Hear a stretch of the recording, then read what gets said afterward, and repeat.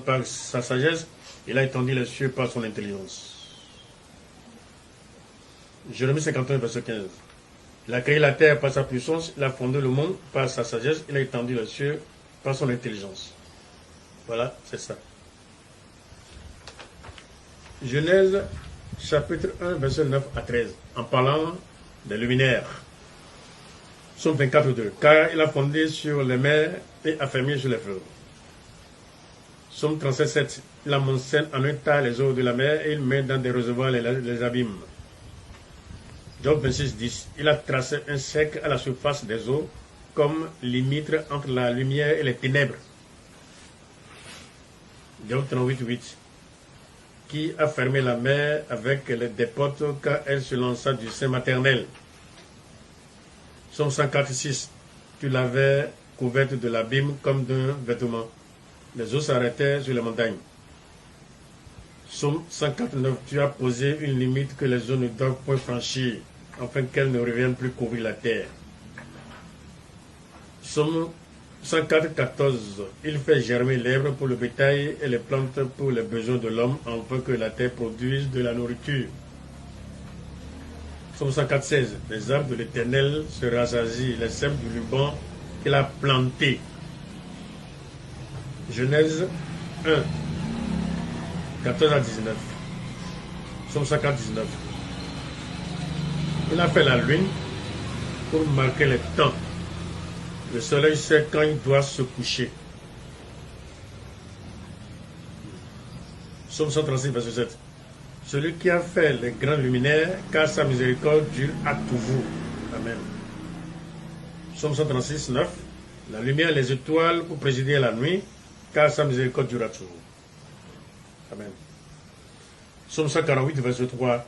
Louez-le, soleil et lune. Louez-le, vous toutes étoiles lumineuses. Psaume 148, 6. Il les a affermis pour toujours et à perpétuité. Il a donné des lois et il ne les violera point. Deutéronome 4, 19. Veille sur ton âme de peur que, levant tes yeux vers le ciel et voyant le soleil, la lune et les étoiles, toute l'armée des cieux, tu ne sois entraîné à te prosterner à leur présence et à leur rendre un culte. Ce sont des choses que l'Éternel, ton Dieu, a données en partage à tout le peuple sous le ciel tout entier. Jérémie 31, 35. Ainsi par l'Éternel qui a fait le soleil pour éclairer le jour, qui a destiné la lune et les étoiles à éclairer la nuit, qui soulève la mer et fait mugir ses flots, lui dont le nom est éternel des armées. Genèse chapitre 1, verset 20 à 23. Toujours la réaction des prophètes vis-à-vis. Genèse 8, 17. Fais sortir avec toi tous les animaux de toute chair qui sont avec toi, tant les oiseaux que le bétail et tous les reptiles qui rampent sur la terre, qu'ils se répandent sur la terre, qu'ils soient féconds et multiplient sur la terre.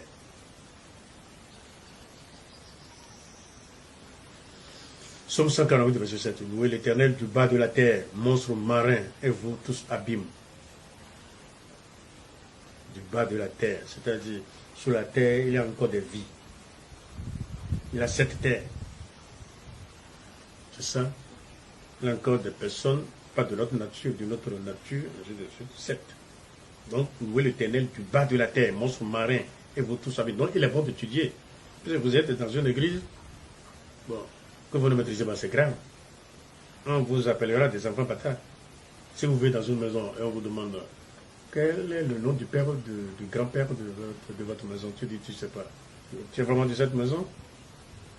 Tu es vraiment d'ici? Donc tu n'es pas de la maison. Voilà, c'est quelque chose comme ça. Donc louez l'Éternel du bas de la terre, monstres marins, et vous tous abîmes. Donc en parlant d'autres choses, il a l'ouverture d'autres choses. Psaume 148, verset 10. Animaux et tout le bétail, reptiles et oiseaux ailés. Psaume 104, verset 24. Que tes œuvres soient en grand nombre, ô Éternel. Tu les as faites, tu les as toutes faites avec sagesse. La terre est remplie de tes biens. Psaume 104, verset 26. Là se promènent les navires et ce léviathan que tu as formé pour se jouer dans les flots. Genèse chapitre 1, verset 24, verset 27. Somme 8, verset 5. Qu'est-ce que l'homme pour que tu te souviennes de lui et le fils de l'homme pour que tu prennes garde à lui? Tu l'as fait de peu inférieur. Somme 8, verset 9. Les oiseaux du ciel, les poissons de la mer, tous ceux qui parcourent le sentier des mers. Éphésiens 4, verset 24. Et à revêtir l'homme nouveau créé selon Dieu dans une justice à une sainteté que produit la vérité. Ecclésiaste 7, verset 29. Seulement, voici ce que j'ai trouvé. C'est que Dieu a fait les hommes droits, mais ils ont cherché beaucoup de détours. Ils n'aiment pas ça.